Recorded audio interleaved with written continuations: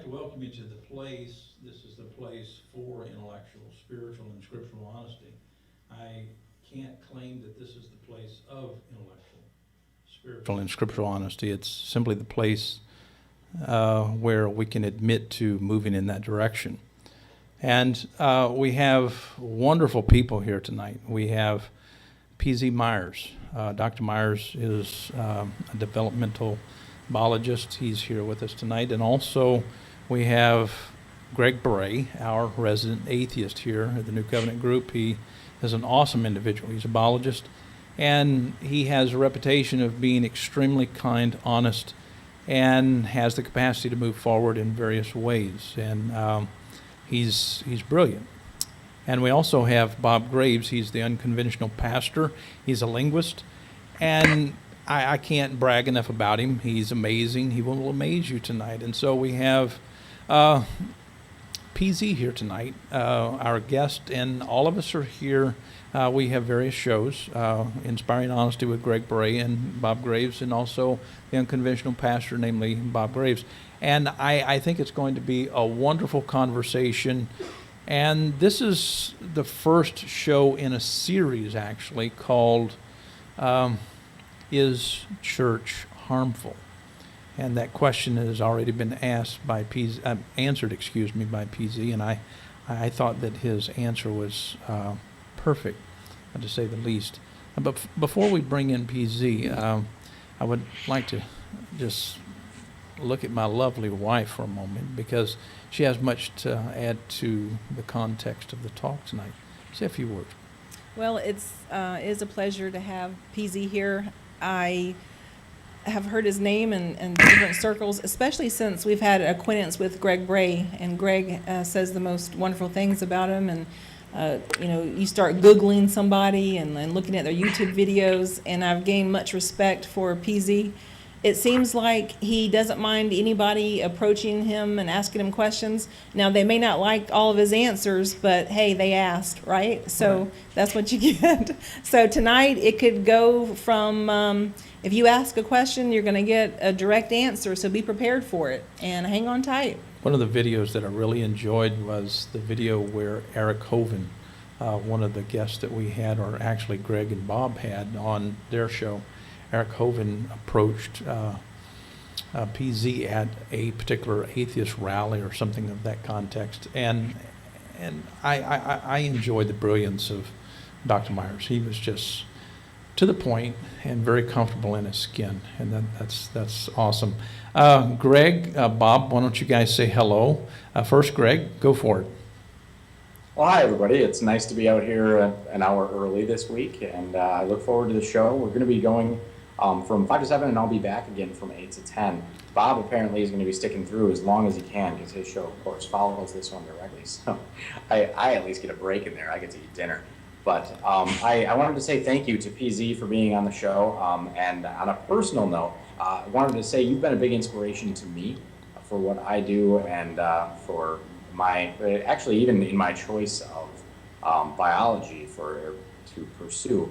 So I wanted to thank you for that, and for agreeing to do this, and for representing our side of this conversation a little bit better or with a little bit more experience than I have. So thank you, and I look forward to the show. I'm going to sit back and let him represent the atheist viewpoint as much as possible, and more ask questions than give answers today. So, Bob, how about you? What's your take on today? Well, I'm glad to be here. I was only asked, I think it was last night, if I could be a part of this process, and very happy to do that. And just with a brilliant bunch of people, so that I feel delightfully intimidated by it all, and so it's just great. I'm appreciating it, and I think this is a useful topic that I hope perks a great deal of interest in people who are open to asking themselves questions. Thank you, Bob. You guys have added so much to the conversation. I think that it would take us years just to say enough about it. I don't want to hesitate, because we have PZ here, and I want to welcome him. PZ, you're there. Why don't you say a few words to our audience? Sure, yeah, although, I gotta say that I feel like I'm being softened up here, and that pretty soon the knives come out, but we'll see how it goes. Yeah, so I'm a vocal atheist and a biologist, and I love to engage with other people and talk to them. The question tonight is church harmful?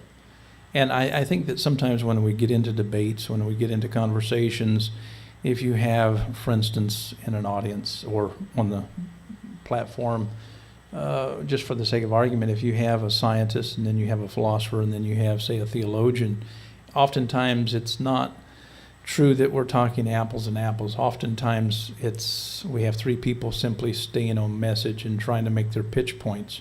What do you think about a conversation like that really isn't talking about apples and apples when it comes to something this meaningful? Is this addressed to me? Yes, sir. Okay. Well, yeah, I think it's a really good point to make right at the beginning, because this is an objection I often have in these conversations, is that we'll come on and people say, well, church feels good, I enjoy it, it makes me happy, it makes me consoled in times of loss. That what we'll have is a discussion where we're doing a little substitution there, because my concern is false beliefs and how we know things and processes of inquiry. And I would not argue with you if you were to say to me, well, I enjoy the community of church, that I enjoy being a social person and being with people. But that's not the objectionable part of faith and religion and church. So we should set that out right at the beginning, that yeah, I can see perfectly well that there are components of the religious experience that are valuable and good. But I would argue that you're better off stripping those away from religion and making them a truly secular, a truly human experience. So you think the inclusion of the God talk is something that needs to be excluded? Is that correct? That's the part of church that's a lie. I mean, there's no way that people have any kind of valid, testable knowledge of these sorts of things, yet they assert them with such positivity. So yeah, I would say that's the part that interferes with the truthful part of religion. Do you think that everyone actually believes there is a God that actually goes to church? In other words, if my children do something wonderful and I say, wow, that's divine, is there something wrong with that? Well, let me talk about the first part first, that there are a great many people who go to church who don't believe. And if you've been following American atheists at all, you probably know that that's the basis of their current billboard campaign, is it's a myth campaign, is they're trying to reach people who are sitting in the pews who actually don't believe in the God part. So they're saying, it's time you just come out and make it known what you actually believe. So yeah, I think there's a fair number of people who are honestly seeking, who are looking for knowledge, and are still doing it within this little straitjacket of church and religion. And I would say they're better off just getting out of that altogether. Now, you're a biologist, and you can speak more efficiently than probably any of us listening and watching you tonight concerning my question here. Richard Dawkins makes a lot about DNA, the DNA pool, and also the meme pool.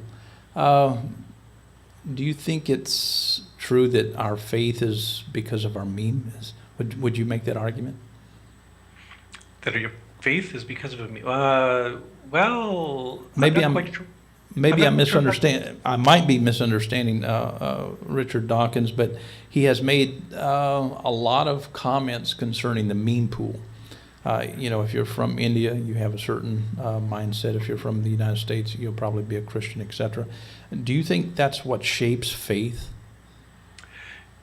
Well, yes, but I would phrase it differently. That I think this is a universal truth, and that is that the human mind is not a perfect instrument.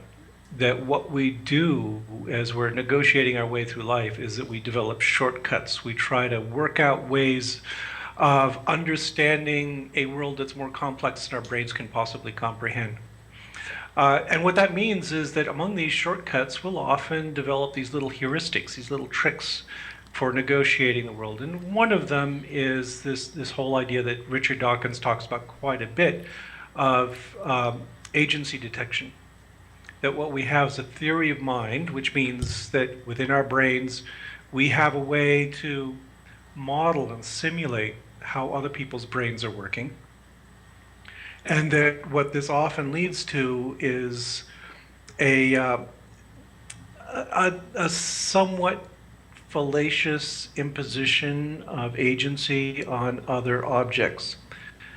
That, it's called a hyperactive agency detector. That what we see is a world around us where we try to comprehend what's going on, and the way we model our world is by modeling it as people. That these are elements of people. That objects have intents. That objects have purposes. Things that are not really valid. And that leads into all kinds of erroneous model building. And among those are, the primitive notion that there are little gods, there are little agents in animals and plants and stones, which has gone to the point where now modern religion tends to abstract it even more and say there's an intelligence in the universe that's guiding everything in the absence of any evidence for such a phenomenon. What do you think about the Bible? I think the Bible is an interesting collection of myths and legends and little tiny fragments of history, all built around a self-aggrandizing tribal belief. That's what I think of it. It's a useful document in the same sense that the various relics we have from the ancient world are. The Book of Gilgamesh is also just as valid as the Bible, just as interesting. The problem comes when people regard it as a source of absolute truth. If Christians, that is, people who go to church in particular, if they quit using just the Bible and started using lots of books, would that help them? No. What you want to do is you don't want to substitute one authority for another. That don't science books and treat them as an absolute source of truth, just like you used to treat the Bible. That doesn't work. The ideas that we promote are critical thinking, evaluation of the evidence, and empirical knowledge. That what you do is constantly test the world against your knowledge. For example, if you're going to go out and buy a car, now I don't know about your audience here, but most of us don't consult a Bible before we go out and check out the car. What we do is we take a test drive, we see does it work. If we have doubts, we take it to a mechanic and ask them to do an inspection. That's real world, empirical, scientific thinking, even though it's a very practical sort of thing. And I would not say that the proper substitute is to go to a book that will then tell you that this model of car is perfect or flawed or whatever. That's no way to go through life. But PZ, aren't we all just taking a test drive, if you can bring it down to that analogy? And some of us can't interpret all the data, like the next person as well as the next person. And so we're all on this round ball taking a test drive. And I might think, there's something more than just an accident that brought everything together, or something intelligent brought everything together. So what difference does it make if I have a different opinion than, person A, B, or C about this? If, we're liking this to a test drive, and that's what I'm doing now. I'm liking this to a test drive. When you said that, it sort of clicked for me. Mm-hmm. No, I think that's a good way to think about it. And as I mentioned earlier, all of us have flawed brains. We do not have perfect knowledge. We don't have a perfect understanding of the universe. So all you can do is be flexible, right? So you're out for a test drive, you check things out, you test things. You ask, does this actually work? Does this behave the way I think it is? Does it get good mileage? All this sorts of stuff. And you also do things like, management, maintain the vehicle, whatever. But what I'm saying is that there's a good way to do this and there's a bad way to do this. And the bad way is to do it purely on the basis of some sort of textual authority, that the text does not trump your experience. I agree. Yes. Right. Could So, I mention something here, or is it? I don't want to butt in if you're something. Go ahead, Bob. I had the opportunity. I don't know how it happened, but I always ended up in the accounting books of almost every company I worked in. And one of the things that I noticed is that of the 15 different companies where I had full access to their books, about 7 of them were companies that were owned by Bible-believing Christians, and 8 of them were just businessmen. And the one thing that I discovered was that, with only one exception, the Christian businessmen would pray about their decisions that they would make, and I think their books reflected it. They had horrible decisions that were being made, oftentimes of terrible profit margins, certain risks they were taking, where they were, in a sense, gambling on a hope that somehow God was in their pocket. And I really felt it was like working against them. And the odd thing is that this one Christian man that I knew, he actually, when I was helping him put together some things with his books, he actually confessed to me his somewhat humiliated failure of having failed to run his business like other Christian businessmen do. I tried to assure him, you're doing just fine the way you are. Right. But I seen this dynamic that made me feel that these people are using their faith, and I'm a person of faith, but they're using their faith as a substitute for verifiable business practices, a way of approaching this, and that and many other experiences made me realize that when faith becomes an enemy to science, there's a real problem going on here. yeah. Well, let me hasten to add to your story, though, that being an atheist businessman does not guarantee you success, right? Right. Yeah. that they can make mistakes too. Yeah, but hopefully they're not like rolling the dice or something. Right. They're I looking, think that's you said really they're the problem. yeah. Is that I'm sure that these businessmen are sincere and honest in their efforts. They're trying their best. But when you ask God a question, He never answers. It's always just you echoing back what you think you ought to say. And that's a sure path to self-delusion. That what you always need is some kind of external criterion, sometimes some kind of external evaluator that will look over your work and say, okay, this is a looming problem. Let's nip this in the bud. Let's go in the right direction. And unfortunately, God never provides that kind of corrective information. I would often tell them things like, isn't it amazing how God doesn't seem to be any smarter than you are when it comes to making these decisions? Right. God is always just this little echo in your head, and so it's always just you that's doing this. The question of the series is church harmful? What are the most harmful things about church, in your opinion, PZ? Oh, you want a list? I want a list, because I'll be honest with you, I want everyone to leave church. I think it's the most disingenuous place, and it has the most disingenuous structure. But I want to be loose enough with my usage tonight. I want to cover areas of metonymy and all over the place. I want to be everywhere with the idea of what church is, because some people would like to spin church in a very positive manner. And I really did appreciate your comments earlier. If by social club you mean church, we do need that, but it would be better in a different setting. And I completely applaud that. So help me make the case for cutting the legs out from underneath the church. Okay. Please, Well, number one, for God's is- sake. I can give you one word, and that's faith. That what you find in many churches, what you find in many private people as well, is this idea that faith is a virtue. To me, faith is a great vice. It's a terrible thing that leads you to make poor decisions just because you believe it should be so. So yeah, I would say that number one is this indoctrination and endorsement of faith. Let's get rid of that.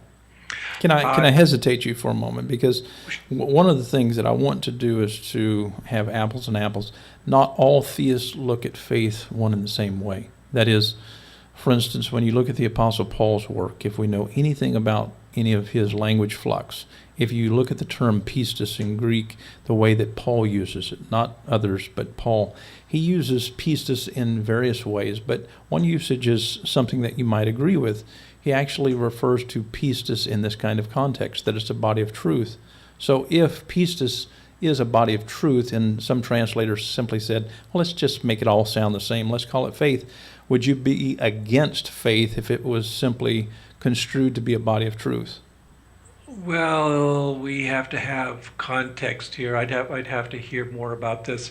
But well, for one thing, what bothers me is this phrase, body of truth. What do you mean by truth? That in science, we don't have absolute truths. We have provisional truths. We have ideas that have been so thoroughly tested that you're being simply contrary if you try to reject them. But we have to be careful. We don't say that science is a collection of truths.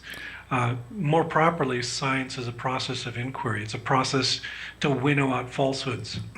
I'm not trying to defend Paul, but Paul Right. would use lots of juxtapositions in order to demonstrate that we are people in transition. And so in a sense, what he was saying, I don't have an absolute truth, but I think that there is a body of truth that we can look at here. We can place it in contrast with something else and move on. And so Paul, in a sense, in his rhetoric, I'm not stating that this is true in the meta-language that we have in English, but I'm simply saying that when we do an analysis of the Greek, we find that Paul is very much in transition models. In other words, let's keep moving forward. It's not healthy just to stay stuck, if you will, in fixed belief. And I think, to me, I think that the church is stuck in a belief and it can't allow a transition or two and keep moving forward. And I think that in your estimation, I think that it's best to move forward. Am I wrong? Yes. Well, yeah, and science changes, everything changes. We've got to keep following the evidence. Although, your statement kind of piques my interest here. So, the thing is that there are things that I have the impression that Christians regard as fairly firm. Things, like most Christians, I know not all Christians believe in the divinity of Christ. Did Paul reject that? Is that a question or just a comment? That's a question. Yeah. Did the Apostle Paul reject the divinity of Christ? I don't know that he was really advocating so much the divinity of Christ. For instance, in the book of Philippians, he actually makes a statement that Jesus actually emptied himself in this kind of context. He stepped away from the existing notions of God. And so I would think that he was arguing that let's not go overboard with this idea of theos. I think that he was trying to say that Jesus was trying to get rid of God concepts. Dr. Jones, Okay. can I ask you a question quick on that? Yeah, I wanted to hear Oh, PZ's I guess response I- to that first. Okay. Oh, go ahead. okay. Well, now we run into another problem I have with religion is, and with church and faith and all these things together, and it's perfectly highlighted by this, and that is, what the heck are you talking about? So there's a whole bunch of interpretations of the Apostle Paul's words. You've just given me one fairly liberal, progressive sort of interpretation of his words, but at the same time, you'll find lots of other people who take a rather absolutist view to them. What that means to me is that here's another deep flaw in the church, is the ambiguity. But isn't that true with Aristotle and Plato and the rest of the guys? Well, there we're getting into Certainly. something a little subtly different. I don't think that Aristotle, maybe Plato, but not Aristotle, were making absolute claims about the way the world works. But I guess my point is about the way that we interpret, because we have less indexical and deictic elements concerning Plato and Aristotle than we do the Apostle Paul. So which is more a guessing game? Well, we do have some very specific documents from, like Aristotle. But where I'm talking about non-linguistic issues of indexicality, things of that nature. And I'm talking about empirical evidence. Maybe this is one of those areas where we're talking apples and oranges, but Yeah. True, yeah. yeah. Dr. Jones is a linguist. He gets caught up on the translation models on these Right. things. Wow. I'm simply asking a question, Greg, simply because lots of people enjoy Plato. I do. I enjoy Aristotle, and yet we have less proof about the indexicality and all the deictic elements. And so when we're dealing with apples and apples, talking about linguistic and non-linguistic elements that are essential to understanding any of the ancients, why is it true that we're going to throw the Apostle Paul under the bus and not Aristotle, etc.? Well, let me ask this question. Maybe this will pose it in a way that I think you can give the answer. I'd like PZ. Why is it different when we consider what Paul said versus what Aristotle said? And does it have anything to do with the fact that we consider Aristotle to be just a guy and Paul to be divinely inspired? Or not we, I'm using the royal as... Okay, Yeah. but would that not be a presupposition? I'm not presupposing that Paul was inspired. You're not, but that doesn't mean that a vast majority of Christians are. And in reality, the Christian worldview is that the Bible is inspired in some way. Is that not true? Well, I'm simply saying if we're looking for the majority, and I agree that if you look at the majority of theists, they are simply modeling theology as PZ is arguing. But there are rational theists out there who would say, oh, maybe we need to take this multi-axial approach, and it's much, much different. And so if one does so, one does have to be linguistically honest and non-linguistically honest with how we perceive various people in the past, that is their writings, everything that they've left. And so I don't, for instance, if we're going to bash the book, that is the Bible, that is its content, etc., why are we not bashing the rest of the books? And I'm simply wanting to play fair with theists and various ideas of people who want to come against theism, because I'm not for the church. I'm not for the majority of most theistic models, and I wish Bob would jump in because I know that you have a lot to say here. Go for it. I've been waiting for a polite time. I think that Christianity has invited the bashing by the sorts of claims we have made about the text itself, that we've tried to elevate it because we're looking for some sort of authority that we otherwise just don't have.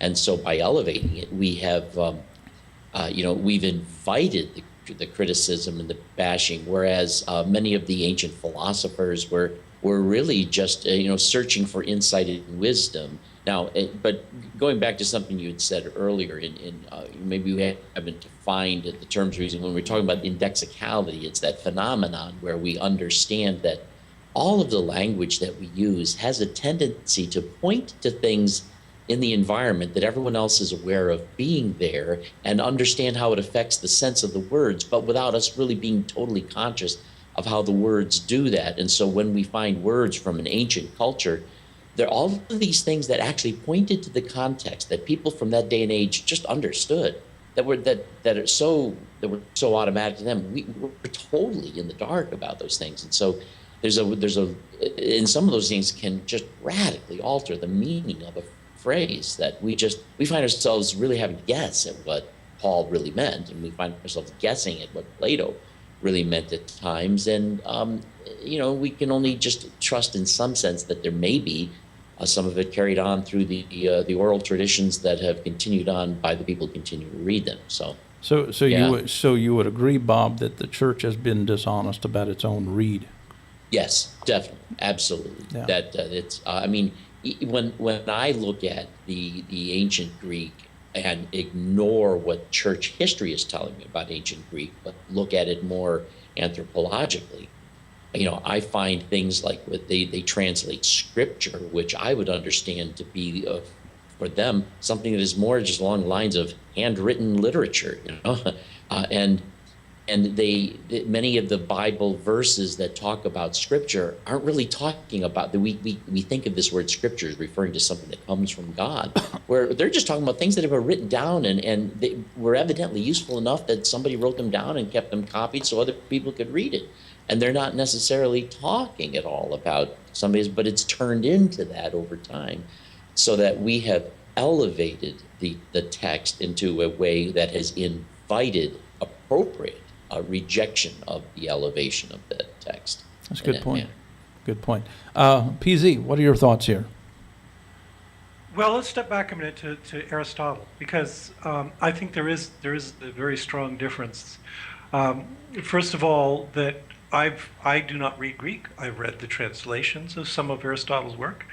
And when you do that, what you can see is that Aristotle was clearly wrong about a number of things. In particular, his perception of physics was, it was sort of intuitive and got things completely wrong. But on the other hand, where he really impresses me is, for instance, his work on biology, where he was studying the development of the chick, for instance. He's written a whole treatise on the development of the chick. And you read this stuff, and what it is he clearly gets across some concepts that are good things. He emphasizes pagenesis, for instance. He's also very good at asking questions, which is useful. And he's excellent at describing the source material. So nowadays, here in the 21st century, I can teach a developmental biology class, and I can hand my students a chicken egg, and we can actually see these same phenomena. We can confirm his observations against reality. Right. And that's the difference between an Aristotle and somebody like Paul, because what Paul is talking about is stuff that we cannot confirm, that he himself could not argue that he had an understanding of how God works, or that his insights were particularly valuable. There was nothing that I can test about his claims. And that's the huge difference. I know your interest is in the language and how it's used. My interest is rather different in that I recognize that the language, no matter what language it is, and no matter how well and how fluent we are in it, there's going to be imperfections in communication. And what we have to do is get down to the nitty-gritty of observation to confirm it. And the egg provides us with that indexicality, doesn't it? Yeah. One of the things that troubles me, and I love Aristotle, I love Plato, I love reading these various authors. But I think the thing that really troubles me is when I do read these in their source language documents, as opposed to the meta language that is of English, it's not one and the same. And so we can say that these translations, based upon translation theories that are extremely synthetic, and all of Aristotle's work is based upon a direct model of transport. And that particular model of transport has been proven over and over again to be extremely spurious. And so even though we do have a particular translation or meta-language to work with, it is useful, but it's not true that it's actually the intent of Aristotle or Plato or Paul. And so I'm simply saying that all of this is still under reconstruction, and I think we need to be honest about that. And it's, in a sense, it's like the perception of someone at a given point in time who translated Aristotle, Plato, and Paul. Right, but my point is that doesn't matter. Right. That we are not relying on the authority of Aristotle to understand the development of the chick. Right. That what we have is a common touchstone in reality. That what we can do is ask, okay, here's Aristotle's description, perhaps imperfectly translated, perhaps flawed in his understanding, but we can say he's describing something. Let's look at that ourselves and see if we can share the same insights. And that's where we come together, is in that appreciation of reality. Yeah, I I agree get the with you, impression Bob. that it's something along the lines of when Peasy was talking about Aristotle and the chicken and the development, it made me think of, when you see a little child, you know, doing something, and maybe you see a little child playing with a piano, and you can envision how, this child might one day become quite a pianist. There's a sense in which the birth of scientific method and scientific process, as it begins the trek into these things that have not yet really been investigated, it's almost enjoyable and kind of cute to see even some of the. But I think Peasy's right. We see here the beginnings of things that demonstrate the beginning of an admirable, verifiable process. Especially when we're talking about God, we're now talking about things that are beyond that level of verifiability. I interrupted Greg Brahe a few minutes ago. Well, let me just finish with one more Okay. thing. And the one problem is this, that science moved forward from Aristotle, and the church got stuck and refuses to move forward. And that Yeah. is, Yeah, that you're is a huge problem. so right. Greg, I interrupted you. I didn't mean to, but maybe I did. I don't know. Why don't you jump in? I agree that it boils down to Aristotle's not being taken as an authority, and I think that that's the most significant. We have a viewer. I'm watching the Ustream social stream here. It's Troy Roberts, who will be joining us later for the 8 to 10 show. But he specifically says that the difference is we're not bashing the other books because nobody is holding up those books and saying that these books are divine law and everybody has to follow them. And I'm not saying, Dr. Jones, that that's the claim you're making or that Bob is making, but the reason that atheists spend so much time attacking the Bible, particularly in the United States, is because the Bible is so influential in the culture in the United States, with people doing just that, saying that this is an authority, it affects our daily lives, our law. It's taught to children as a truth before they've learned the reasoning skills, and then they're taught that it's sinful to question it.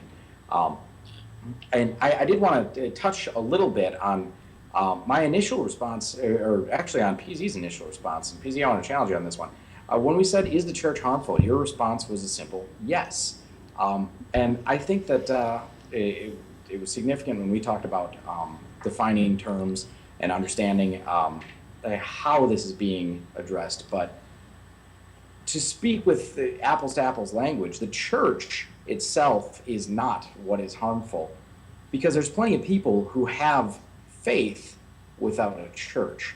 And I'm going to make the argument that you can't have a church without faith, but you can have faith without church, and faith itself is what's harmful in this respect. So the church it's tertiary. It's not the significant factor in this. I was going to say the same thing, Greg, because there are more people outside of the church with faith than there are inside the church with faith.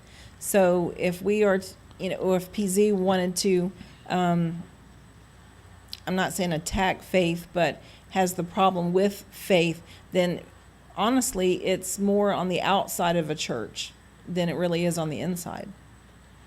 There is also something wait. I don't know about churches that. specific. Go ahead. The church is a manifestation of faith. What it is a body of shared doctrine that is held on the basis of faith. So, I have problems with saying that faith is something entirely independent of church. It's in there. I also see that you've got most of the people that I know who no longer go to church and are also people of faith. They have a maverick faith that use the church as its jumping board, it's as its springboard, and that they're actually perhaps in some ways even worse. They're even without the thinking of the church and just running off in their own little direction. But I find most people outside of the church who are getting very big about their faith are often. It's just the same faith that's inside the church. They only left because they didn't like the politics, or that they couldn't get along, or something else that enchanted them about what was going on there. But they still believe the same things. This is the American experience. This is the land of 1,000 cults. And yeah, everyone goes charging off whatever direction they feel like. And all of these churches are considered equal before the law, and so we get total chaos. You know, I think that you're headed in a wonderful direction, because I think that in a sense what you're saying is most people in church pretend and call that pretending faith. Is that what you're saying? No, well, all faith is pretend. Yeah. There's no such thing as a real and honest faith, unless you want to use the word delusion in place of faith, and you get the same message. I believe people believe this stuff, but whether it's valid and verifiable is the question, and I don't think it is. Well, in a sense, we can say pretending and calling it faith is one thing, but if someone has confidence, for instance, I would argue that Greg Brahe has confidence in his wife. Is that confidence bad? Well, I often get this argument that they say, well, you also have faith. You have faith in your wife, but the thing is that faith is earned. That I have that faith because I have years of experience. There's a lot of deep conversation. There's a lot of interaction behind this. This is not faith in the same sense that people have faith in God, because there is no such interaction with this divine being. There's no communication. It's kind of an empty faith, an acceptance without evidence. I'm getting the idea that you don't believe in God. Is that true? That's putting it mildly, yeah. Yeah. So No, I you're not a Very person. observant. Yeah, you haven't been born again. Is that correct? No, I have not. I left the church when I was 13 years old and never looked back. I was going to ask you about your early church experience. From what I've gathered, that you were a Lutheran to start with, and to end with, I guess. Uh-huh. Right. Okay. And so. Same as Greg, huh? No, I was no. confirmed Catholic in college, and I lied through the entire Nicene Creed except for that first part where I kind of could have called myself a deist. That's no, I was not raised with any faith. Just my wife is Catholic. It worked for me. So, Yeah. PZ, I heard you say in a video clip off of YouTube that it seemed like right away you didn't believe a word they were saying at the Lutheran Church. Is that true? That's too strong a way to put it. Okay. Because what it was is, here I was brought up in the Lutheran Church. I went to Sunday school every week. I was in the choir. I was actively involved in a number of things in the church. What it was is that, like so many of us, here I was living this life, and I never really thought about it. This is just what we did. This is what, Sunday morning you go to grandma's for breakfast, and then you go over to the church, and you have a good time with your buddies, and then you go to Sunday school. This was my reality. And what happened is that when I first started taking confirmation classes, which I thought were very valuable, because the confirmation classes tell you this is what you have to believe to be a member of this faith. And it was the rapid realization that none of the foundation of the church was something I believed in. That apparently I was not a Lutheran and never had been a Lutheran. I had been a participant in a social experiment, but never had the faith that other people held. So it's a very peculiar thing. It used to be I would say, yeah, I was brought up in a religious person, but after meeting some really religious people, some sincerely religious people, I realized that no, I can't say that. I really was never a religious person. I was probably a church-going atheist all life. I need your help, PZ. I keep talking to theists about the Old Testament and even about the New Testament. I go through the Old Testament and I see the doctrines of infanticide, genocide, and slavery. I tell people, is it moral for Elisha to curse 42 little children for calling him Baldy, and then God sends 2 she-bears to maul them to death? And yet the majority of the time theists will say God was just in sending 2 she-bears to maul these children to death. God was just in killing all of mankind but 8 people. God was just in making a deal with Jephthah and various other people and sending this missionary with the jawbone of an ass to kill 1,000 Philistines, etc. Are you an atheist? Because you sure sound like it. These Well, are the thank you. stories the atheists tell themselves all over again. Here's the stuff straight from the Bible. We can't believe that people actually think that this is a just God who's promoting these things. Is there a biological reason for people thinking that this is moral? Let's not call it biology, because people are so plastic that they're that people all around the world have very different views. That I'm an atheist with one set of views, and there's Christians who are devout and have another set of views, and we're all the same biology. We're all human beings. What it is, though, is I think it's a cultural thing, is that all of us have our tribes, right? That we defend. I would defend my family to the death. Many of us have broader families, American patriotism, for instance. People have commitments to the church that they would defend to certain degrees. And I think that's what you're seeing in the Old Testament is the extremes of tribalism, that here is our group, and here are the amazing, powerful, awful things that we would do in the name of our people. And that's the lesson that they're giving us, is that they are so committed to their tribe that they will commit any atrocity to protect them. And you think that this may not affect people, that is, in the way that they act today? I definitely think it does affect people. That we find many religious beliefs that are a broad substrate of behavior in the population. So yeah, scary as it may be. No, I wanted to ask you. You have some anecdotal, actually, a few things in common with Dr. Jones here. Is that you both received death threats for what you do, because he does sound a lot like an atheist. I'm still.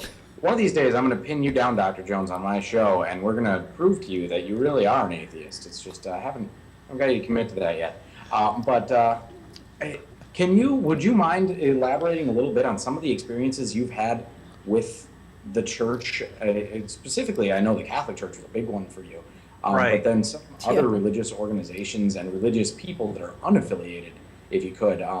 My experience with the Catholic Church was a real eye-opener, because I did this thing where I desecrated a communion wafer. Okay, it was because the church was telling this kid that they were going to kick him out of school because he walked away from the altar with a wafer and so forth.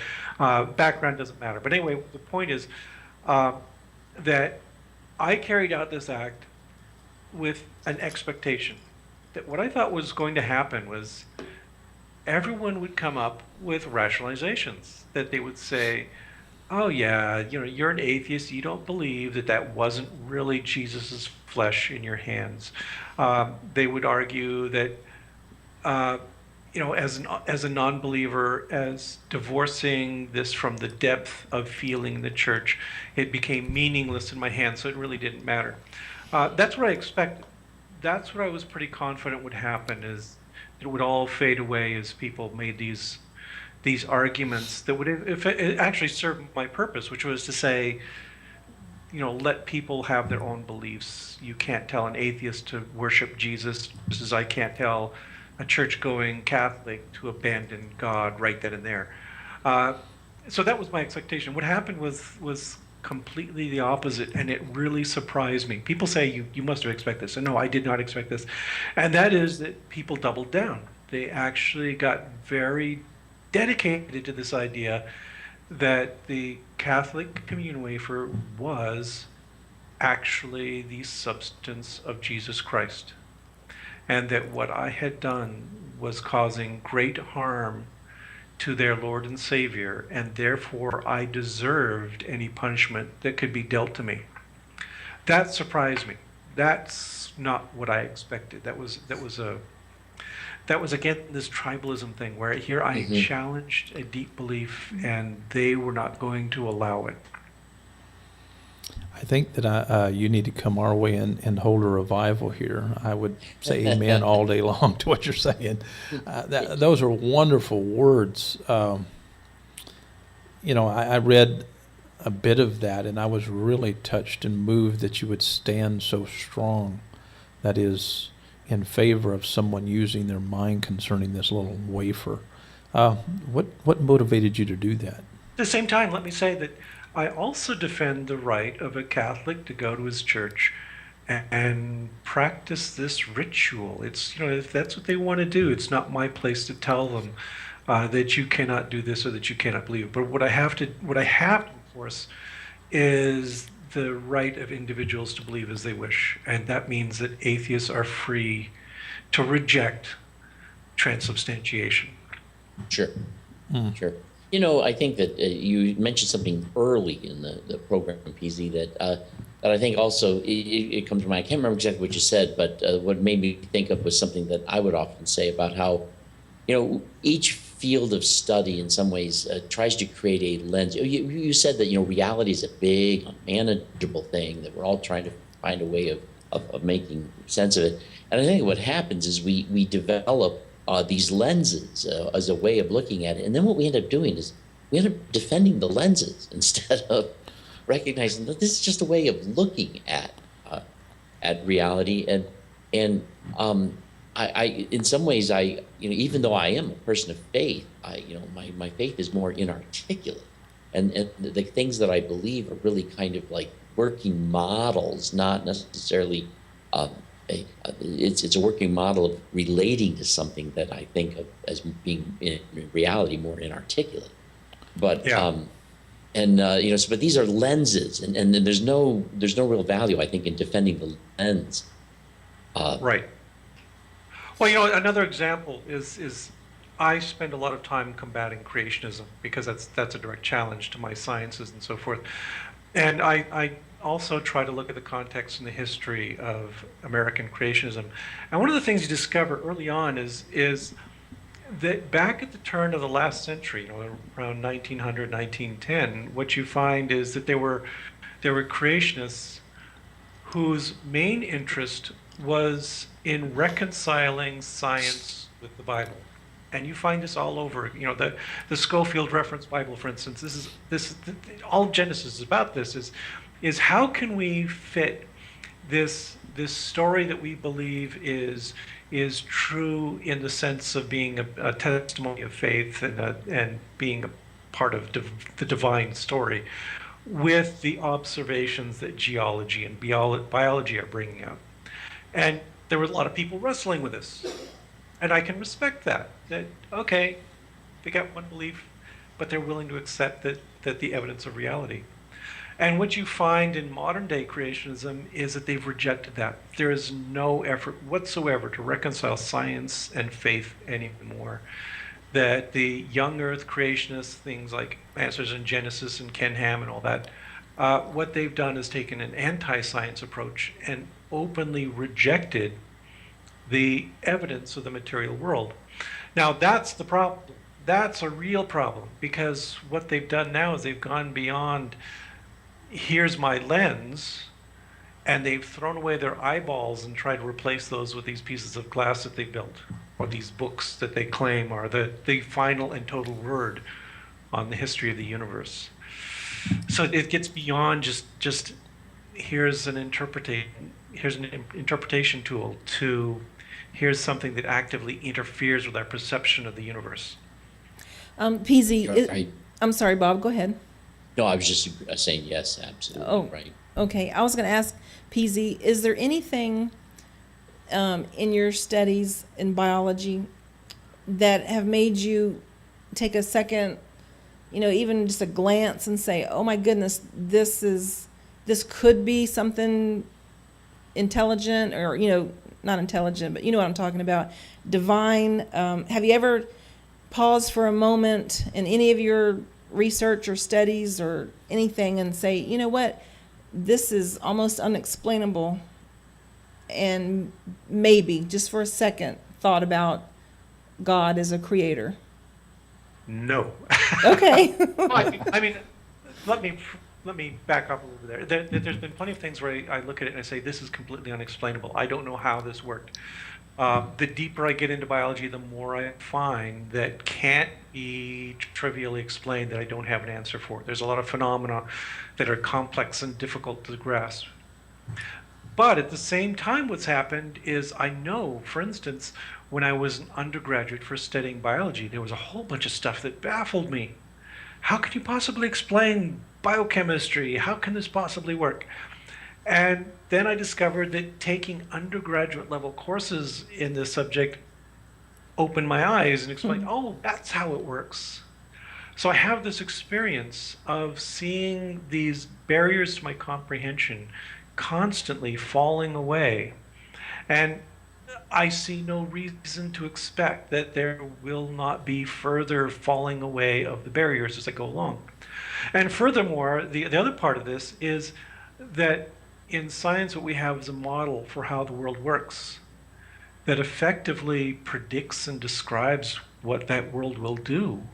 And when you look at the fundamentals of that model, when you ask, how does it do this? What you find is math and chemistry and physics and biology, and not a whisper of intelligence anywhere. That what we find is so many phenomena that are actively the antithesis of an intelligent design process, that are actually the product of chance and selection, that it sort of says, well, who needs a God? We can do this with the machinery of the universe.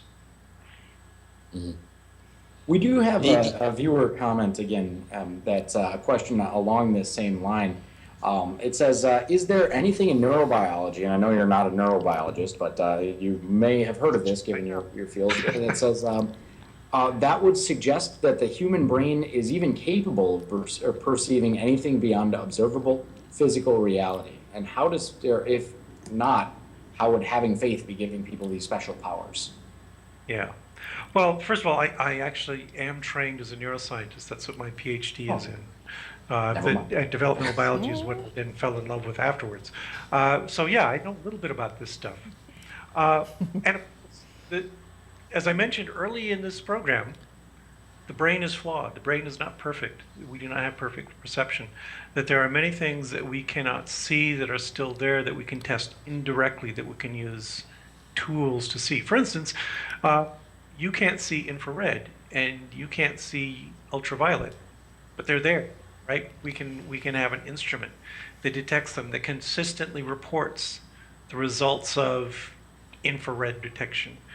Same with all the other longer wavelengths, things like radar and radio and so forth. We can build an instrument, even though our brains and our eyes cannot directly perceive them. Now, when you talk about things like, is there something beyond that? Could we postulate that there is some supernatural element beyond this that we just haven't developed a tool to see yet? Well, okay, that's possible, I suppose, except that we have is a catalog of phenomena in the universe that are currently adequately described by the material phenomena that we have observed. So it doesn't make sense to postulate something that we do not need. It violates razor for one thing, but for another, it's superfluous. Why do we need that? Why expect that? You're going to have to show me a phenomenon first that requires the invocation of the supernatural or something far beyond the natural forces we recognize. What kind of phenomenon might work for that? Could you describe just a hypothetical? Because I have trouble. People ask me that too, and I really have trouble even coming up with a hypothetical situation that I would not say, well, I can't even trust. God could show up in front of me and say, hey, look, I'm God, and I'd go, I've gone crazy. Is there something that you can do, or an analogy you can come up with? That's an interesting question. I get this a lot, all right? And my answer to them always, well, but wait, that's your job. You're the one who said there is this phenomenon that cannot be described by natural processes. I think it's your responsibility to tell me what it is, and then I will test it and determine whether that's true. And I'll completely with you about the whole business of God appearing in front of you. I wrote a post a while back, very upset because I said, You know, if a 900-foot tall Jesus appeared on the planet with striding around with laser beams shooting out of his eyes and everything, that phenomenon beyond my conception, I could not understand how that would work. But it would not be evidence for a God, because there's no God myth that claims that Jesus is a 900-foot tall material entity shooting laser beams out of his eyes. This is one of the things we expect in science, is that if you're going to predict something, you do it ahead, not after the fact. You can't come along now and say, oh, well, that Jesus is the Jesus in Bible, because it's not. And similarly, you can't say, well, my Jesus is the weak force in physics, because that's not in your myth either. It's not predicted. Greg, did you want to pursue this line of thought? Yeah, thank you on that. That's a good point on the predictability of religion. That's one that I like to bring up quite a bit on why the Bible can't be, when you're only looking at it as a retrospective piece, if even prophecies in the Bible are always brought up, well, look, this prophecy came true. And it's, well, I mean, in retrospect, you can say that those words could be interpreted in such a way as to say that this were through. But I can tell you that there's some things, the only possibilities I've ever come up with do fall in line with what you were saying as well, is that it would have to be a specific prophecy that is reasonably specific, such as an earthquake is going to happen in Tokyo, Japan on October 14th in 2034 that will kill between 700 and 800 people. If that prediction were to be in the Bible and come true, that'd be pretty convincing to me.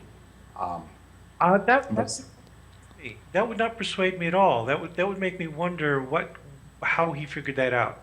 Yes, exactly. Yes. Yeah. This is the thing we're really used to in science, right? That Yeah. when you proposal, when you write a paper, when you start a research project, the first thing you do is you look at the literature and the existing body work, and you say, okay, I'm going to make my hypothesis is true. I predict X. If my hypothesis is false, I predict Y. And then you do an experiment that discriminates between those. We do this every single day. We're so used to this.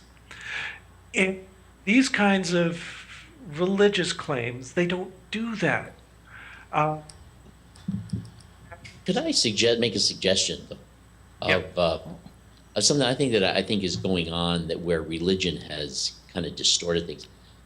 We've entered into a definite scientific age where science has come a long way since its beginning and has developed this methodology. And I think that sometimes the religionists are jealous of this methodology.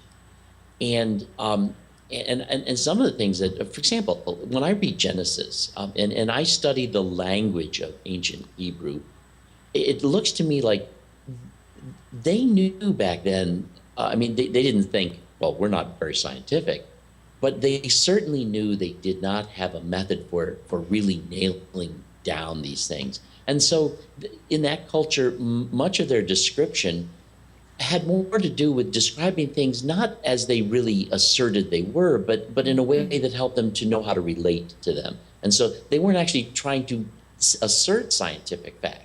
But then as soon as religion begins to as the science age comes about and science has this newfound ability to actually assert with authority, I think the religious world starts to get jealous of this wonderful power and begins to make similar assertions about the text that perhaps I don't get the impression these assertions would have been made about the text before the scientific age, and that it's really just a form of jealousy that along has come this methodology and field of study. It's just absolutely credible.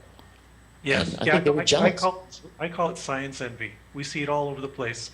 That some people want to adopt the authority of science, and they put on the trappings, they put on the lab coat. There was a hilarious documentary that came out several years ago by D. James Kennedy, Coral Ridge Ministries and all that. It was a documentary about how evil Darwin was and things like this. But I broke up laughing at the very beginning because Kennedy comes strolling onto the stage and he's surrounded by tables covered with flasks and beakers full of colored water bubbling away. It was such a patent effort to pretend to be a scientist while not getting it in the slightest. This is the cartoon, stereotypical version of what science is. It's all colored fluids and flasks. And it was so obvious that he was simply emulating the trappings of science without actually getting into the substance. But we see that all the time. I agree. I need you to help me wrestle with a theological problem here, if you would, PZ. The Old Testament, and I've argued this since 1982, is written in what we call an abjad. An abjad is simply a writing system that's simply consonants, no vowel structure at all. And it's a nominal text, it's a nominal language, which makes it even more complicated. The Old Covenant has been vowel pointed over 4 times, and all pointing systems are diametrically opposed to each other. And so everything that we have in English concerning the Old Testament wasn't based upon us understanding what any of those authors actually said or wrote, better, but it's all based upon oral transmission and this issue of just dealing with religious tradition, if you will. And so even the Septuagint was a model not of translation, but it was actually something that was modeling oral tradition, not actually the abjad of what we call the Old Covenant. With that stated, the analysis that we have today about that abjad, etc., is that none of it was actually talking about creation at all in any sense. And I guess my question, and I'm pleading for help, why are theists so stuck on creation models when there isn't any in writing? Because all they've read is the first page of King James Version of Genesis. Thank you. Yeah. You know, a great way to make atheists is get people to read the Bible. You know, I start out reading all the time. Let me take the Masoretic text. Bereshith bara Elohim et hashemayim v'haaretz. I can do that all day long and read, but I can read it in 4 or 5 other ways. It depends on how we point it, and it changes the meaning. And so we really have nothing that's not ambiguous. It's so ambiguous. It's nothing. It's meaningless in a sense. And so, why are we as theists so stuck on that? Could you explain that to me? Let me ask you this, PZ, is even if we knew every word with perfect understanding of what was meant, would it matter? Wait, No. Wasn't there earlier some conversation about how we shouldn't assume that all theists think certain ways? And yeah, not all of them are going to be this literalist, but yeah, it's an unfortunate trend. And as I mentioned when I talked about creationism earlier, how they've actually gone backwards from a sincere effort to reconcile the universe with their teachings to something that's very strictly literal. If you read Ken Ham's interpretation of Genesis, he says every word is literally true. And he talks about a literal interpretation, which is a bizarre conjunction of words, if you think about it, where we have to take this one translation and treat it as, I guess the word is gospel, but you know what I mean, that we have to treat this as a very literal truth. And I think it's because it's simpler. That what we've got is people who are looking to simplify their understanding of the world, not to wallow in the complexity of the universe, but to get simple answers, simple stories, absolute truths. That appeals to people, especially as the world around them gets more and more complicated. It's a retreat, and I think that's really what they're doing, is they're running away from that depth that ought to be brought to a subject, to something where they can get greeting card answers out of everything. It's when modern science, in a sense, came along, that is, linguistically speaking, when people became very, very honest about the language languages of the Bible, and we're talking about dead languages. We're talking about some of these languages were lost, and we had to find them and pretend like we knew what we were talking about. And so it's a very spurious thing, in a sense, to even argue the biblical text in many different environments. And I guess I have a major problem with theists who want to create this model and say, well, this is what God actually said. And I would assume that you would agree with me here. I think what you're expressing is a very scientific way of looking at things, actually. Well, thank you. Have you read Francis Bacon? Yes. Yeah, he's one of the things he's very concerned with was the errors that we make, and he's cataloging all these flaws in our thinking and telling us, be aware of these, be conscious of these problems. He's got this series of idols, for instance, that cause trouble when you're trying to interpret things. And one of them is the idol of the marketplace, where he says what people are doing is people are talking at each other, and sometimes they're not saying things in the same language. They don't have the same interpretation of the words, and you have to be really cautious in your understanding of what people are saying. You've got to test it rigorously, go over and over again to try and confirm. And that's what we're facing right now, is I think a lot of people don't like the idea that there's ambiguity of interpretation. Yeah. There's one thing to, I really enjoyed the work and honesty of a gentleman by the name of Bart Ehrman. I don't know if you've met the gentleman, but I'm supposing that you have. Yeah. He's a wonderful linguist. He took Bruce Metzger's place, and he was quite the textual critic, dealing with higher and lower forms of textual criticism. The reason that I bring him up, it's because he's making various arguments that I think that are wonderful, and he's putting actually lots of people in theology to the test. Because I have to admit, when I look at the grammars on the market today, that is in the theistic community and seminaries, etc., they are so extremely synthetic and very deceptive. And so, my arguments for leaving church and its harm, it's because it's very deceptive. That is not just in the church itself or the church building itself, but also in its educational institutions, because you can't find one Greek grammar that isn't extremely synthetic, and yet people are led to believe that these grammars are actually Koine Greek grammar, which they're not. And so I'm trying to find a reason for people defending the church or staying in the church, because their educational institutions are so flawed. Their house of worship, the things that they do there are so flawed. I can get together with any pastor, any priest on any given week or during the week and go over X, Y, and Z and demonstrate to them how flawed X, Y, and Z might be, but that doesn't mean that they're going to get up behind the pulpit and admit to the truth or the facts Sunday morning. Why is that? Well, one thing is what we're doing here is we're engaging in a fairly high-level discussion about abstractions and details of interpretations and translations. And I don't think that's how most people approach their faith. That what faith in the church is to them is an agent of morality and family and social conformity. So all this stuff doesn't matter to them at all. You could go over different interpretations of different texts. And at the same time, what will happen is there will be a priest over here who will tell them, just believe it the way I tell you to believe it, or you're going to go to hell. Or your family will go to hell. Sure. That's the blunt instrument of faith.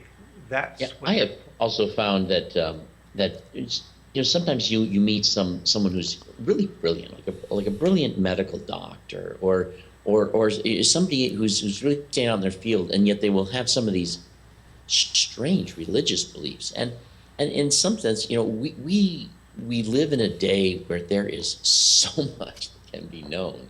Nobody can know it all. You can't as Beasley spent a great deal of time working with biology. So does he really know everything that's going on in the physics world and this, that? And I think what we've gotten to a point where there's so much one can know, even in their own professional field, that they never really, many of them, get around to asking about what is the critical thinking that would apply to my faith. And they just it's, when you go home, you don't want to take work home with, so they go to church, they don't want to take the critical thinking they've applied in their own field of expertise into some of the assertions that are being made there. And I get the impression sometimes that it's really just, overload of information and education. And that when we go to church, a lot of people are just not willing to think that this is the time to still be thinking, Yeah. Well, I see this one phenomenon all of the time is I'll see, some promising young scientists come into the field, get a job, start working away. You talk to them, they're entirely secular. They really don't care about that religion stuff. They don't believe in God. And then what happens is, as their career progresses, they have a family, they get married, they have children, and that's when all of a sudden they think, oh wait, I've got to bring up my children with some kind of moral guidance. I've got to give them some place in the social structure. Let's start going to church. Over and over again, I see this. There's nothing intellectual about this. There's nothing about analyzing the belief. It's, well, Grandma and Grandpa went to this church, and we grew up in this church, and okay, we got to send our kids there to learn how to get along. That's what it really is a very broad, non-specific expectation of moral instruction. We attempted to get the grandfathers and the grandmas, pastors and teachers to come to this show tonight. When Greg Brahe called and said, I have P.Z. Myers, he's going to be on the show, I exploded. I said, wow, he's an awesome individual. And so my wife and I, we went all over town, and we made phone call after phone call after phone call, and we even set things up in the studio to actually have extra seating here on stage. And no one showed up. We were turned down left and right. All the pastors are going on vacation Sunday night. All kinds of excuses. I went on. My ego has been dashed. I'm just shattered now. I'm sorry, I couldn't get any pastor to come and actually present hellfire and brimstone and even defense of God or anything like that. And my question is, why do theists fear you? Well, let's be realistic. I don't think they fear me. I think most of them haven't heard of me, right? I'm not that famous or infamous. But also there's this perception of the public atheist that all we're going to do is sit there with a scowl on our face and say, no, we don't believe. And I hope you've discovered that that's not always the case. We're willing to discuss things with people. And so there's this idea that we're going to dogmatically shut them down. And that's the public perception. That's why so few want to engage.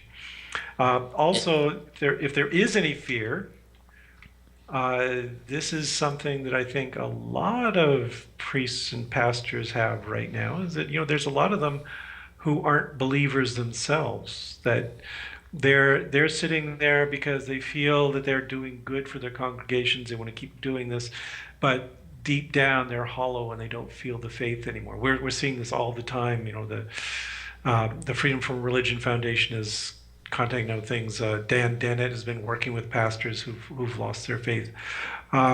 So why would they want to go to a place where they have to confront unbelief? They're struggling enough with it on their own to not want to have to do it publicly, engage in an engagement with an atheist. But I would even say that I know many pastors who have where their faith has shifted considerably.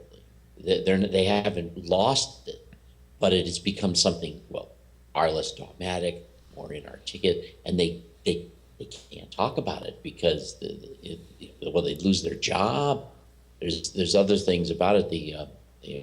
But it is a huge phenomenon. But I also think that it's alive and well today. There's a certain sector of the religious community that really thinks that these atheists and these scientists have been charmed with some special spell from the devil that makes them particularly persuasive and just intellectually over your head, but all in a manner that's just full of lies. And it is amazing to me the amount of magic attributed to this.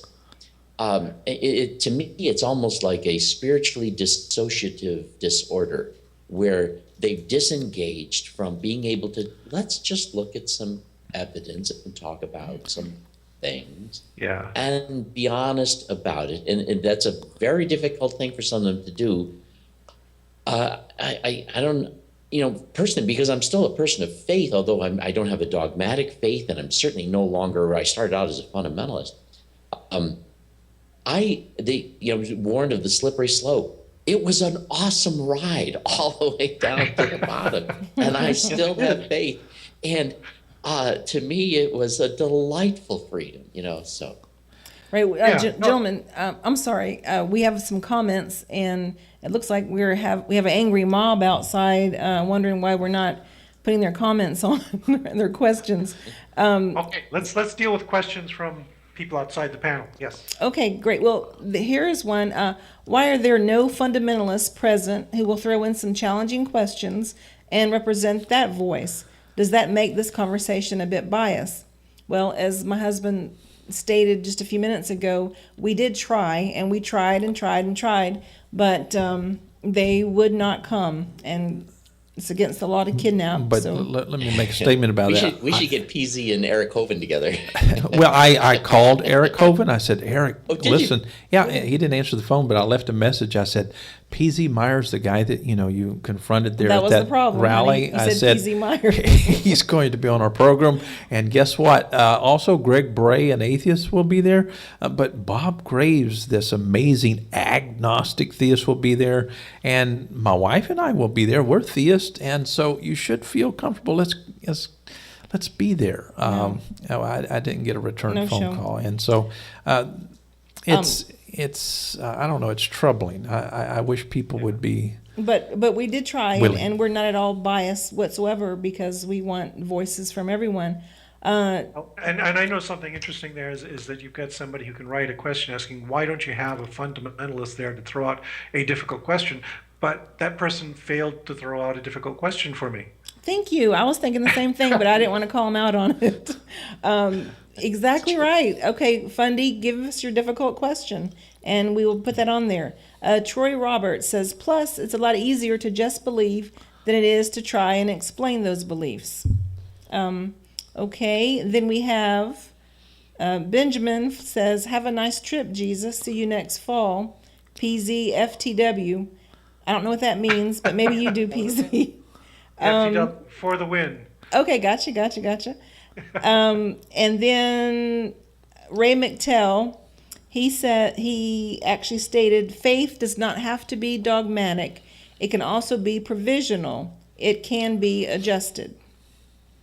So that's an interesting point. I would like to know on what basis you would adjust it, however. Because, in science, what we do is we rely on empirical knowledge and experiment and testing. What is the equivalent for faith? And I think that's really the problem with faith is faith is like a belief. It's like a runaway car with its brake lines cut. There's nothing you can do to check it, to test it, to evaluate it.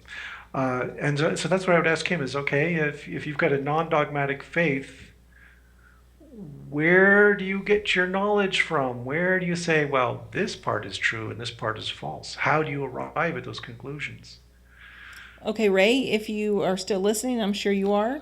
You can actually, PZ asked you a question, so you should be honored. Troy Roberts is in the house. He says, okay, we asked that. Somebody says, what do words on a page have to do with loving one another? That's the atheist position, yes. Okay, that's from Lamb and the Dragon. So you don't need a text.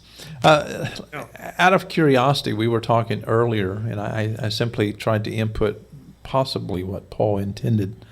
That is concerning pistis, instead of looking at it as faith, and just for the sake of argument, if faith is a body of truth, and if this body of truth is in transition, whatever methods and practices that you're using in transition is really just a secondary point, I think, to the overall idea that Paul was suggesting. So in his mindset, in a sense, and certainly this is my opinion, it seems like he was applauding a major transition from one point to the next. And in fact, he says, from faith to faith. In other words, he never contemplated being stuck in faith.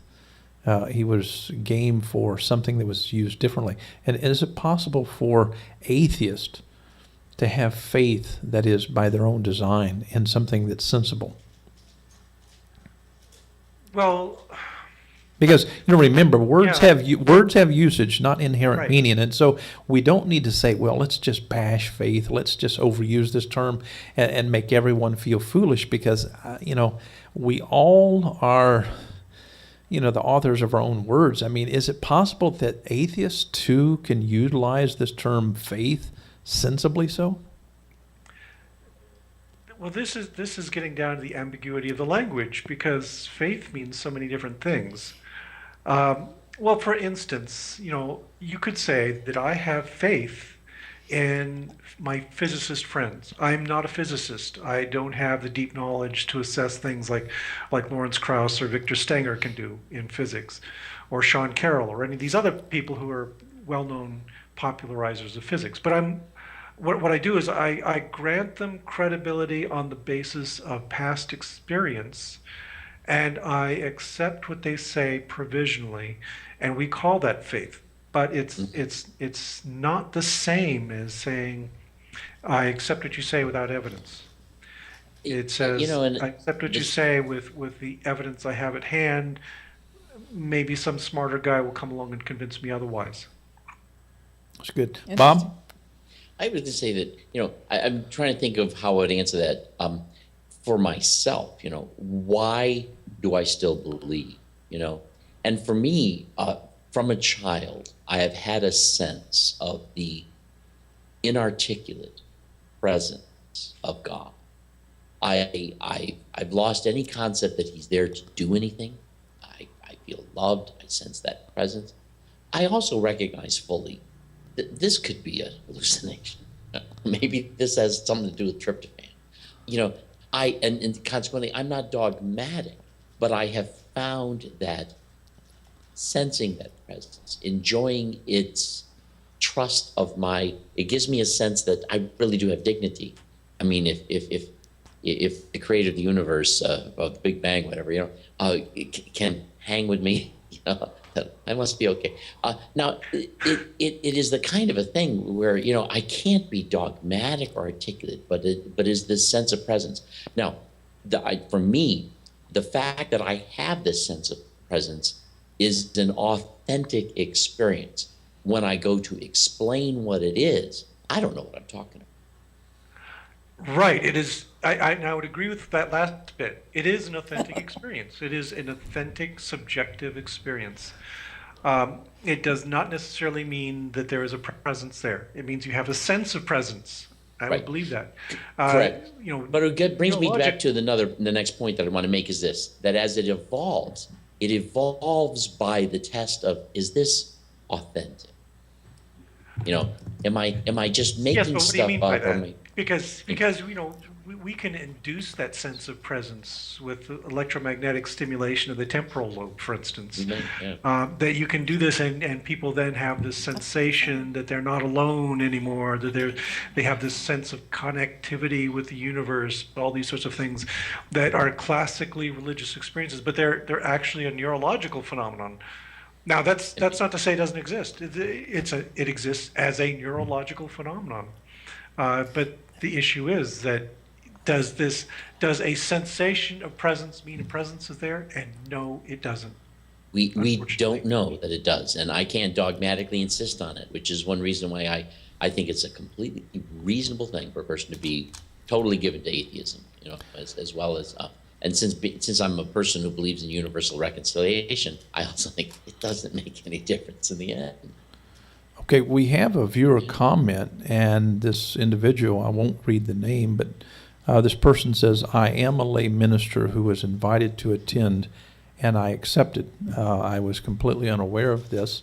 And one thing that we will do, we will have a show, a subsequent show tonight at 8 o'clock, and I invite you to send your Skype name in, and we will get our executive producer to pull you in to the chat, because we will have a continuance of this program. Is church? Now listen to this. Is church? Is it harmful? That question has been answered by PZ point blank. Yes, it is. I agree with him. I think that we need to leave church. And so we have a lay person, a lay minister that is, who wants to defend the church. And well, can't we get the person on, or send I don't a think text in, at least a text question right now? I don't think that we can squeeze them in with our bandwidth right now, but we can pull them in. A text question. Send your text question Yeah, in, send your text lay question in. minister. And we surely don't want to appear biased here, but we are asking you to please do that. We have probably 15 minutes left, it seems, give or take. And so please get your question in. Another comment, faith in my book means acting upon a something that you believe to be true, but haven't yet seen with your own eyes. Like investing in a business because you believe they're capable of being profitable, or taking a medication because you believe it will cure your illness. Okay, on what basis do you believe it? That's the question. Do you believe it on no evidence at all, or do you believe it on some kind of real empirical sorts of evidence? Some kind of authority has told you that this is true. They've shown you a test that shows that it works. You've got a friend who's done it and it works for them. That's the question.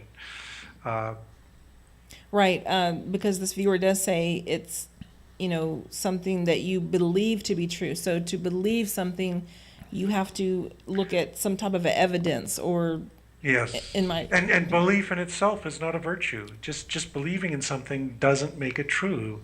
All of us have things that we believe in most devoutly that are false. You got to test them. I want your opinion on why we believe. Why do we believe? I've heard philosophers argue that believing is not a choice. Would you agree with that position? Yeah, because the alternative is we sit there in blank nihilism and don't believe in anything, and just this again is something that science does all the time.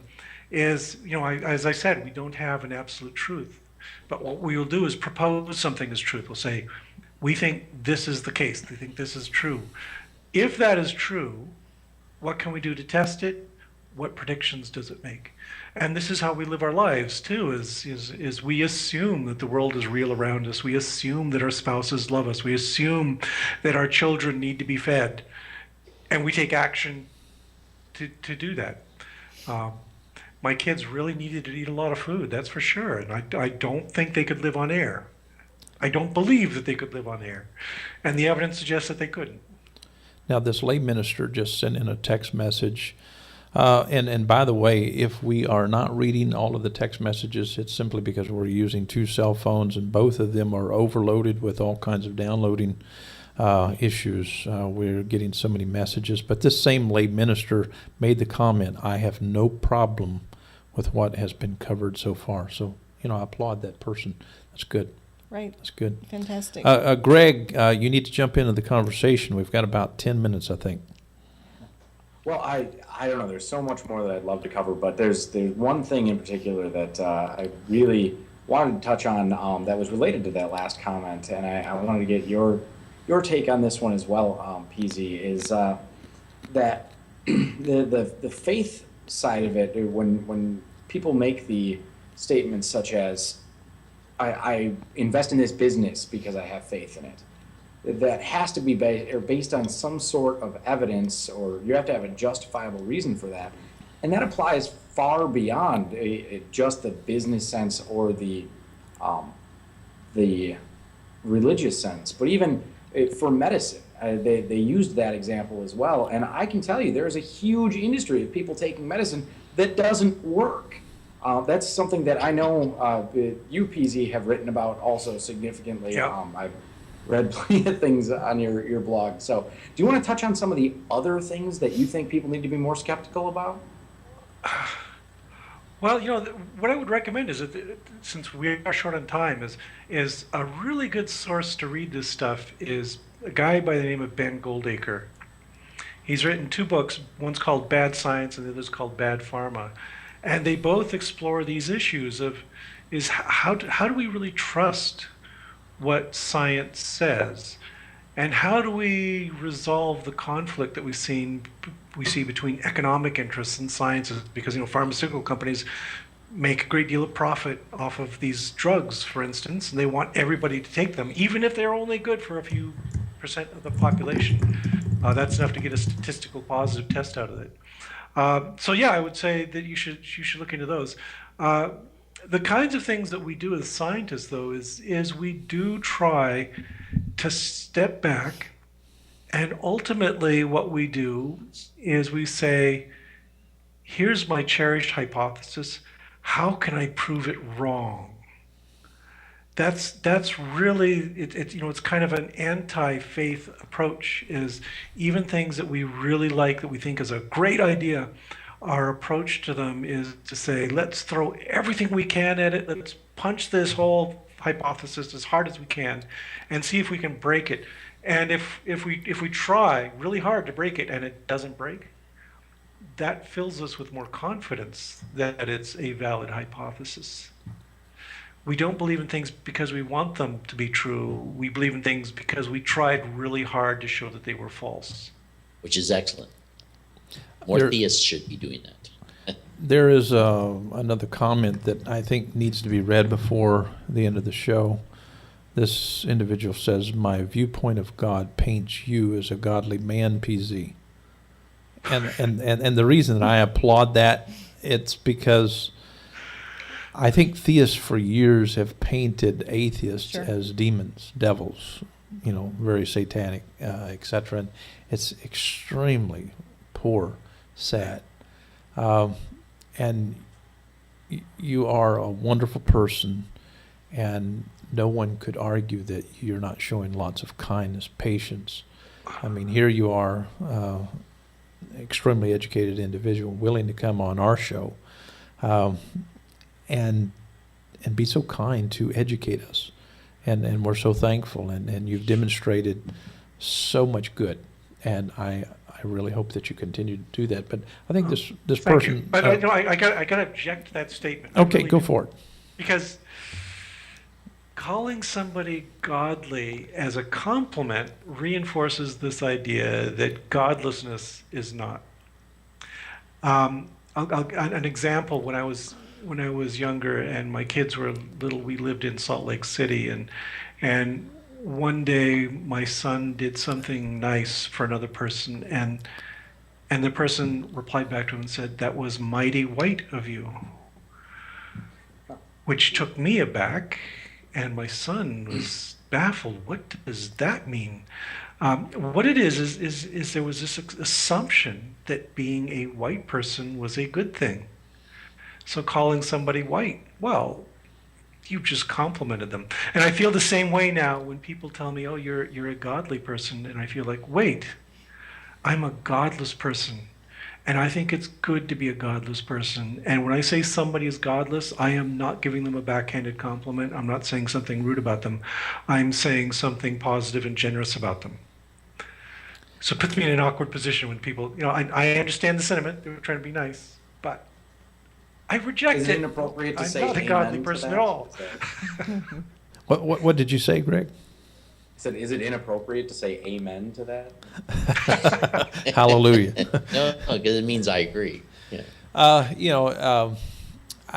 think that sometimes we become a little bit too defensive, possibly, about being complimented with various words. As I mentioned before, words have usage, not inherent meaning. And so what a person could be doing in this context could be paying you an exceptional compliment that you would agree with if you understood the author. Right. No, I take it entirely as an intended compliment. Yeah. And I reject it only because it perpetuates this notion that godly is a virtue. And I appreciate the fact that the person is saying I'm a nice person, and I agree. Of course I agree, I'm a nice person. But I just don't want that associated with God belief. I want people to be able to look at people who are openly godless and see them as virtuous individuals where their religion or lack thereof does not come into play at all. Right, and I agree. That's a great point. What can I do to get saved? That is, to become an atheist. Question everything. Be skeptical about everything. Demand rigorous evidence for all of your assertions. When you can't provide us evidence for those assertions, and that's the case for all of us, there's nothing we can hold with absolute certainty. When you do have these things that you cannot support with evidence, be uncomfortable with that and think about, well, what can I do to correct that? Can I get more information? Can I test this hypothesis? Can I actually improve my understanding? And I think that's really what we're trying to do as atheists, is constantly get better at understanding the world around us. At the first part of the show, I asked, is church harmful? And you said, yes. And then I asked it again, and you said, I have this list, and it's quite long. In just a short period of time, could you give us just a long list? No, I can give you a short list. Okay. So the top of the list I said was faith. I consider faith a vice, not a virtue. Another problem is authority. That what if you don't have evidence, if you don't have logic to back you up, built on an empirical foundation, then you're relying entirely on the authority of individuals, and that's questionable, because I think we have to have a lot of doubt about individuals, including myself. I'm not exempting myself from this. Other problems. This is one that probably come close to your heart, is that when we look at these religions, we look at Christianity and Islam, what you find is this succession of poorly translated, reinterpreted words. And it just goes on and on and on, and yet somehow we regard the current iteration as the divine word. Whereas Hold on just a minute, PZ. We are having a connection issue with you. Why don't we turn it over to Greg? Guys, are you enjoying the show or what? Look at this. Let's show PZ again. What a godless man this is. What a godless man. What a godless man. Fix- Later he's going to teach us the atheist prayer. But in the meantime, we're going to let Greg speak for just a moment, and with everyone else. And PZ, I'm going to disconnect you and call you right back. Okay?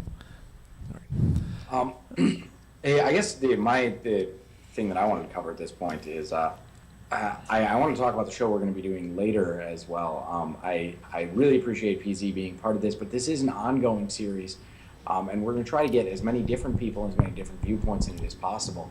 However, the reason I wanted to specifically bring up the show that's coming later is I spent hours and hours and hours over the last few days trying to find people to be on these shows that are well established and articulate, not just random strangers that are like, hey, put me on TV. Since that time, unfortunately, now I had three people slated to go in that 8 to 10 time slot. One of them is Troy Roberts, who has been on Inspiring Honesty with me in the past.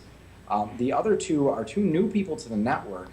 And I won't give their names here today because one of them actually said that he had to decline because the breaching of that topic on such a public forum for him was causing issues with his family. Specifically, he said his wife is still a Christian, and it is causing issues that are not where he'd like to be. So these topics, the reason that this is so important, and the reason that I do what I do, and I like to think that I'm speaking a bit for PZ as well, is because there comes to be a point where, like he just said, godless is not a negative term, nor is the ability to question something like this a negative trait, or to even have this type of discussion. So until our society can look at these questions and say, yeah, we can talk about that without persecution and without repercussions going well beyond your personal life and your social life. I have to tell you, every show that I do is a risk for my family because my wife teaches in a conservative district. We could lose our household income. And that is so incredibly sad, but so incredibly true. And it's all godless. Well, in the other. I don't know how many times we've lost all kinds of support in various ways and family members, etc., simply because we want to be honest. And I don't think it's unique to be an atheist. I think it's unique to being honest about questioning. And I really applaud your comments, Greg. Will we be getting PZ back, or is it I hope getting so. too late? Yeah. I'll tell you, I was very impressed with him. I think he's just an awesome fellow. And I've seen some of his videos as well. And I get the impression that when he raises a point, sometimes he can be rather blunt, but he strikes me as having just a totally honest bluntness to him that it's not the kind of question you can just run away from. Well, that's the understatement of the night. I think that he can be rather blunt. Well, I can understand why it'd be blunt too, because sometimes there he is. Yeah, sometimes you're dealing with people who it's amazing how just like somebody was encouraging me. I mean, I teach at schools, and they're encouraging me to say, tell your students, there are no stupid questions. There's just stupid students. And sometimes, when you're dealing with people who come from a religious standpoint, they have so much of that spiritual dissociativeness that you can't nail them down to anything in the real world, and you're just, there's nothing you can do with them. Yeah, you just gave it up. How the church does harm when you talked about this person who doesn't want to come on because his wife would be so distraught at the association. Isn't that an example of somebody taking this vague spirituality, this unfounded belief so seriously that they use it to cause emotional harm to their relationships? Yeah, And I think that's a terrible thing. I would say the same thing if somebody that goes on your list. Yeah, I would say if somebody were an atheist and they allowed that to so disturb their relationships with other people that they could not interact with them any further, that they would resent their existence, then they're doing the atheism part wrong too. They're taking it far too seriously. What matters is the people in your life, not so much the philosophical concepts. PZ, I heard you say on a YouTube clip that in 70 years, you hope that, we don't have these labels, atheist, Christian, whatever. We're all the same. And I think that's a fantastic goal to strive for, and that we don't have to differentiate between, being godless or godly, and no one would know the difference. Right, but I would say not the same, because I value the differences between people, but where it's taken to an appropriate level, that that you are a person of the church in the same way that you may be a baseball fan, right? And you don't call for people to be kicked out of public office because they don't share your fandom for a particular sports team. Sure. That's a situation we're in right now, where if you aren't a fan of Jesus, I'm sorry, you don't get to be holding high office. You will be hounded out of office, and that's wrong. Right. But at the same time, I don't want it to get to the point where if somebody goes to church on Sunday and believes devoutly in Jesus, that they don't get to have high office either. That's Yes. going away. Yes. These stories like Adam and Eve, in the garden, and their father says, "Go out in the backyard. You can play with the most deadliest of snakes, but please don't disobey me." I mean, what kind of parent does that to their kids? Send them out in the backyard to play with the deadliest snake of all. And then when we say, wow, Adam made a mistake, but let's blame it on the woman and let's oppress women forever. And then we curse all of our children eternally, and they have to go to hell unless they believe in sweet Jesus dying for their sins. Yeah. Wow. I mean, when are we going to get past paganism? When are we going to get past these atonement stories, killing spree theologies, and all this stuff?